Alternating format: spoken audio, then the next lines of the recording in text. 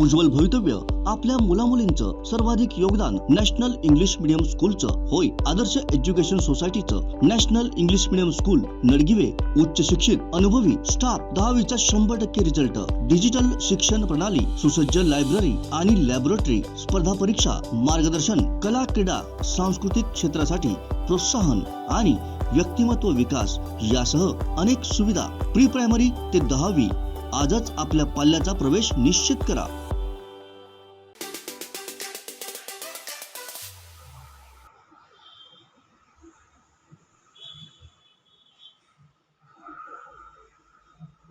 नमस्कार, मी जुईली आणि आपण पाहताय कोकणचं नंबर 1 महा चॅनल कोकण स्टार लाईव्ह।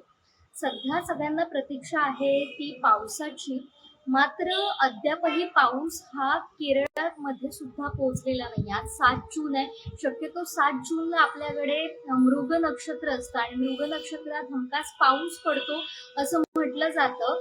आणि या मृग नक्षत्रामध्ये आपल्याकडे म्हणजे कोकणात ज्याला मिरग म्हणतात, त्या मिरगामध्ये मस्तपैकी झमझमीत चिकन केलं जातं, कधी कधी मटण केलं जातं आणि हा जो मिरग आहे तो आपल्याकडे सेलिब्रेट केला जातो, अशा पद्धतीनं साजरा केला जातो। मात्र अद्यापही पावसाची कुठलीही लक्षणं नाही आहेत। कडक ऊन पडल्याचं आपल्याला पाहायला मिळतंय। मात्र सध्या बिपरजॉय चक्रीवादळाचा धोका काहीसा निर्माण झालेला आहे, त्या संदर्भातल्या आपण बातम्या ऐकत असाल। अरबी समुद्रात कमी दाबाचं क्षेत्र निर्माण झाल्यामुळे हे बिपरजॉय चक्रीवादळ आहे ते तयार झालेलं आहे। मात्र बिपरजॉय चक्रीवादळाचा आपल्या कोकण किनारपट्टीला काही परिणाम होणार आहे का, आपल्याला काही धोका आहे का, हेच आता आपण जाणून घेणार आहोत। ग्रामीण कृषी मौसम सेवा याचे जे डॉक्टर प्रमुख आहेत ते डॉक्टर यशवंत मुठा यांनी दिलेल्या माहितीनुसार याचा कोकण किनारपट्टीला मोठासा फरक पडणार नाहीये। मात्र वाऱ्याचा वेग हा प्रचंड असणार आहे, त्यामुळे मच्छीमारांनी विशेष काळजी घेण्याचं आवाहन केलेलं आहे। 8, 9 आणि 10 असे 3 दिवस ही स्थिती कायम असण्याची शक्यता आहे। आता अरबी समुद्राची पहिल्यांदा स्थिती जाणून घेऊया, या 3 दिवसात कशी असेल। तर पहिल्यांदा 8 जूनला याची स्थिती कशी आहे ते जाणून घेऊया। तर इथं उच्च ते खूप उंच लाटा तयार होण्याची शक्यता आहे आणि या समुद्रात 8 जूनच्या संध्याकाळपासून खूप उंच लाटा तयार होण्याची शक्यता आहे। तर महाराष्ट्र, गोवा, कर्नाटक या किनाऱ्यालगत आणि जवळ समुद्राची स्थिती खवळलेली असण्याची शक्यता आहे। तर 9 जूनला याची परिस्थिती कशी आहे, तर इथं सुद्धा खूप उंच लाटा तयार होण्याची शक्यता आहे। त्याचबरोबर 9 जूनच्या संध्याकाळपासून अभूतपूर्व अशा लाटा तयार होण्याची शक्यता आहे आणि कर्नाटक, गोवा, महाराष्ट्र किनाऱ्यालगतच्या भागांमध्ये समुद्राची स्थिती ही खवळलेली राहण्याची शक्यता आहे। त्याचबरोबर 10 जूनला सुद्धा अशीच काहीशी परिस्थिती आपल्याला पाहायला मिळते। उत्तर आणि दक्षिण अरबी समुद्राच्या लगतच्या भागात आणि कर्नाटक, गोवा, महाराष्ट्र किनाऱ्यालगतच्या भागात समुद्राची स्थिती उग्र राहण्याची स्थिती आहे। मात्र पावसाचा धोका नाही आहे, मात्र वाऱ्याचा वेग हा प्रचंड राहण्याची शक्यता आहे आणि 24 तासात म्हणजे ह्या 24 तासात हे चक्रीवादळ उग्र रूप धारण करण्याची शक्यता आहे। मात्र याचा धोका म्हणजे हे किनारपट्टीवर, कोकणच्या किनारपट्टीवर किंवा आपल्या लगतच्या गोवा असेल किंवा कर्नाटक असेल याला काहीसा धोका नाही आहे। मात्र हे चक्रीवादळ आहे ते ओमान आणि पाकिस्तानच्या दिशेनं धडकण्याची शक्यता आहे। त्याचबरोबर आता आपल्याला काय महत्वाचं आहे, तर वादळी वाऱ्याचा धोका कसा निर्माण होऊ शकतो आणि याचा इशारा कसा देण्यात आलाय तो पाहूया। 8 जूनला वाऱ्याचा वेग हा 90 ते 100 किलोमीटर प्रति तास राहून 110 किलोमीटर पर्यंत पोहोचण्याची शक्यता आहे आणि संध्याकाळपासून ते 95 ते 105 किलोमीटर प्रति ताशी राहून 115 किलोमीटर प्रति तास होण्याची शक्यता आहे। त्याचबरोबर 8 जूनला कर्नाटक, गोवा, महाराष्ट्र किनाऱ्यावर आणि जवळून 40 ते 50 किलोमीटर प्रति तास वेगानं वारा वाहून त्याचा वेग 60 किलोमीटर पर्यंत वाढण्याची शक्यता आहे। तर 9 जूनला याची परिस्थिती कशी असणार आहे तेही जाणून घेऊयात।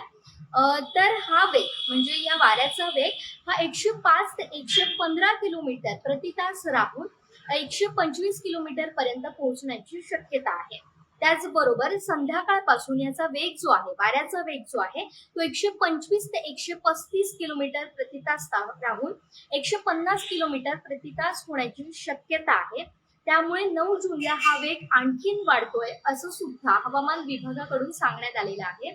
तर अरबी समुद्राच्या लगतच्या भागात 50 ते 60 किलोमीटर प्रति तास वेगानं वारा वाहून त्याचा वेग 70 किलोमीटर प्रति तास एवढा वाढण्याची शक्यता आहे.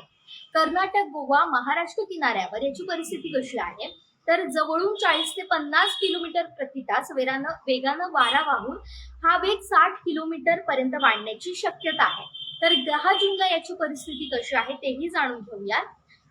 तर वादळी वाऱ्याचा वेग हा ताशी 125 ते 135 किलोमीटर प्रति तास राहून 150 किलोमीटर पर्यंत पोहोचण्याची शक्यता आहे. तर आपल्या कर्नाटक, गोवा आणि महाराष्ट्र किनाऱ्याजवळून वाऱ्याचा वेग हा 40 ते 50 किलोमीटर प्रति तास राहून 60 किलोमीटर पर्यंत पोहोचण्याची शक्यता निर्माण झालेली आहे. त्यामुळे जर आपण पाहिलं तर 8, 9 आणि 10 या कालावधीत हा धोका वाढण्याची शक्यता आहे. म्हणजे मी जसं पहिल्याच पासून तुम्हाला सांगते की आपल्याकडे पाऊस पडण्याची शक्यता नाहीये किंवा हे चक्रीवादळ आपल्याकडे येण्याची शक्यता नाहीये. ते ओमान किंवा पाकिस्तानच्या दिशेनं जाईल. मात्र वाऱ्याचा वेग हा सुसाट्याचा असेल आणि हा जास्त असेल. त्यामुळे झाडं पडण्याची शक्यता असतील, त्यानंतर घरांची पडझड सुद्धा होण्याची शक्यता असेल. जुनी कच्ची घरं असतील तर त्यांना सुद्धा धोका आहे किंवा छप्र सुद्धा उडून जाण्याची शक्यता आहे. त्यामुळे विशेष काळजी घेण्याचं आवाहन हे हवामान विभागाकडून करण्यात आलेलं आहे. तर मच्छीमारांना सुद्धा काहीसा इशारा देण्यात आलेला आहे. आता आपल्याकडे जलपर्यटन हे बंद करण्यात आलेलं आहे आणि आपण पाहतोच की जूनच्या दरम्यान ही पूर्णपणे वाहतूक म्हणजे जलवाहतूक ही पूर्णपणे बंद केली जाते आपल्याकडची. तरी सुद्धा मच्छीमारांना हा इशारा देण्यात आलेला आहे की खोल समुद्रात मच्छीमारांनी जाऊ नये. आणि 6 जून पासूनच त्यांनी सांगितलंय. आपण आता 7 जून म्हणजे आजच्या दिवसाचा आपण विचार करूया. तर 7 ते 9 जून दरम्यान पश्चिम, मध्य आणि दक्षिण अरबी समुद्राच्या पूर्व, मध्य आणि लगतच्या क्षेत्रात जाऊ नये. त्याबरोबर 10 जूनला पश्चिम, मध्य आणि अरबी समुद्राच्या पूर्व, मध्य आणि लगतच्या क्षेत्रात जाऊ नये. आणि 7 दरम्यान म्हणजे 7 जूनच्या दरम्यान केरळ, कर्नाटक किनाऱ्यालगत आणि किनाऱ्याजवळील क्षेत्र, त्याचबरोबर 8 ते 10 जून दरम्यान कोकण, गोवा, महाराष्ट्र किनाऱ्यालगत आणि किनाऱ्याजवळील क्षेत्रात मासेमारी जाऊ नये. आणि समुद्रात निघालेल्या आजपर्यंत यांनी किनारपट्टीवर परतण्याचा जो सल्ला आहे तो देण्यात आलेला आहे. त्याचबरोबर अतिउत्साही लोक असतात ती पाहतात की समुद्र खवळलाय, चला पाहायला जाऊया, अशी सुद्धा मस्ती करू नये, काळजी घ्यावी असं सुद्धा आवाहन करण्यात आलेलं आहे. जर आपण पाहिलं तर पुन्हा एकदा रिपीट करतेय की बिपरजॉय हे जे चक्रीवादळ आहे याचा धोका आपल्याला नाही आहे. हे चक्रीवादळ आपल्याकडे येणार नाहीये. ते ओमान आणि पाकिस्तानच्या दिशेनं सरकेल. मात्र वाऱ्याचा वेग हा जोरात असेल. वादळी वाऱ्याचा इशारा हा हवामान विभागाकडून देण्यात आलेला आहे. ही जी माहिती होती ती ग्रामीण कृषी सेवा मुळदे यांच्याकडून देण्यात आलेली होती. डॉक्टर यशवंत मुठा यांनी ही माहिती आपल्यापर्यंत पोहोचवलेली आहे. या संदर्भातले पावसाचे प्रत्येक अपडेट आम्ही तुमच्यापर्यंत पोहोचवणार आहोत. मात्र आता सावंतवाडीतली आपण जर परिस्थिती पाहिली तर काहीसे ढग आलेले आहेत. मात्र कडक ऊन हे कायम आपल्याला दिसतंय. त्यामुळे उन्हाचा धोका किंवा उन्हाचा जो काही पारा जो आहे तो तसाच आहे. 7 जूनला खरी तर प्रतीक्षा असते ती आपल्याकडे मृग नक्षत्र ज्याला कोकणात मिरग म्हटलं जातं त्याची. मात्र अद्यापही हा पाऊस जो आहे तो पोहोचलेला नाहीये. साधारण 1 जूनला तो केरळमध्ये पोहोचतो आणि केरळ नंतर 7 जून पर्यंत आपल्या महाराष्ट्रात तो पोहोचतो. मात्र अद्यापही ही परिस्थिती नाही आहे. आता हा पाऊस कधी येणार आहे याकडे शेतकरी वर्गाचं विशेष लक्ष राहिलेलं आहे. उन्हामुळे सध्या लाही होती अंगाची. त्यामुळे या उकाड्यापासून सुटका होण्याची सुद्धा नागरिक प्रतीक्षेत आहेत.